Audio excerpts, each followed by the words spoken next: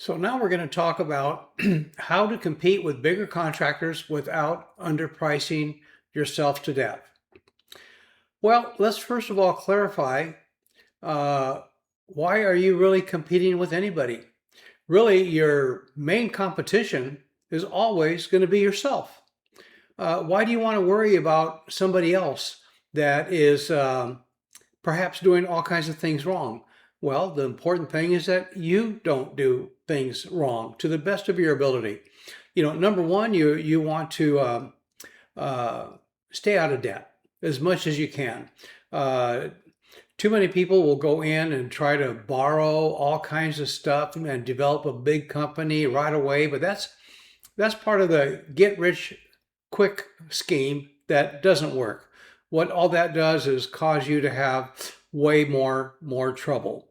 Furthermore, with other competitors, there's a lot of them out there that will underbid. They'll bid below cost just to get the work. Well, I recommend you don't do that. That you go ahead and know what your numbers need to be so that you will be profitable. Now, if you're just not getting work because in order for you to cover all your costs, your number is a little bit too high, then figure it out. Perhaps what you've got is too much overhead. Perhaps you got too many employees that are not producing. Perhaps you got too much equipment that you're not using full time all the time. You've got to figure it out. You have to, number one, be totally efficient yourself. And like I said before, the first thing is to make sure you don't have any unnecessary debt.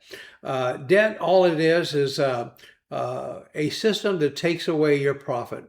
So whenever you acquire equipment, material, property, do it with as least amount of debt as possible. Now, the other thing too is you have to be efficient in your business, because when you're efficient, your costs actually go down.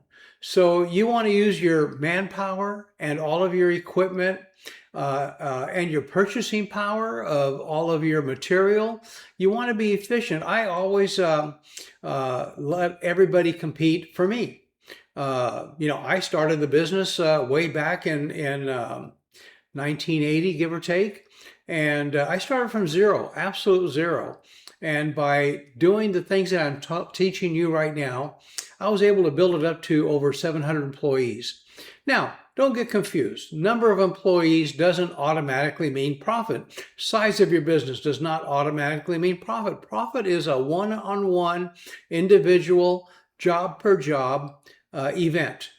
And occasionally, no matter how good you are, you're going to have a job that's not going to be real good for any number of reasons, and the profit won't be real good. But if it's just a minor event, no big deal. You move on and you move on to the other jobs. Now, you always want to be efficient, and the other way of being efficient is do not overpay anyone, including yourself. In fact, you might want to take no money yourself at all for a period of time until you start developing the residual effect of the business doing consistently well and adequately. So when you don't pay even yourself, you don't want to pay too much for any of your material. You shop it out. I have suppliers, and I let the suppliers compete with each other. And whoever gives me the best price and the best service, by golly, that's what I'm going to do. You know what? That's what my customers do. That's what your customers are going to do. You produce the best price and the best service. Both of them go hand in hand. Sometimes the price equals such lousy service that is unbearable. In fact, it usually is going to be unbearable if you do it every time. So the lowest price is not the thing that wins the job. The thing that wins the job is, number one, is a reasonable price, a consistent price, and number two is a very, very good result in schedule and quality and all of those things.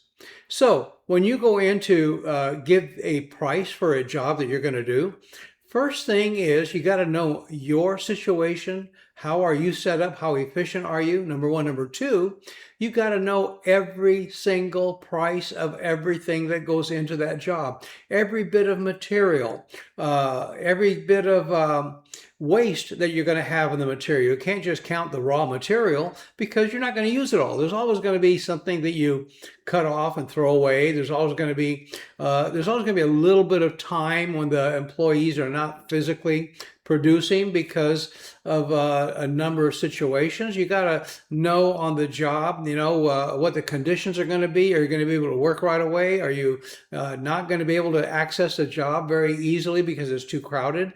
All of these things. So you got to know all of your costs across the board before you bid.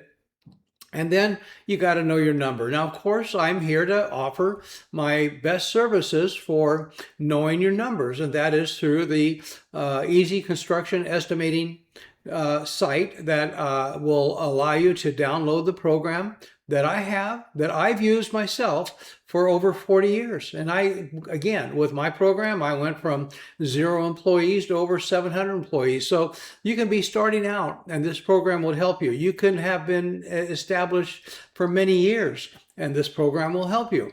For all kinds of reasons, it will help you a lot. It's a good way to be consistent in what you're doing in your biz. So go ahead and give our website a try at easyconstructionestimating.com and download the free, absolutely free for 15 days, the absolutely free Easy Construction Estimating program. Thank you for watching, and stay in tune, stay in touch, and we will see you on the next video. Have a great day.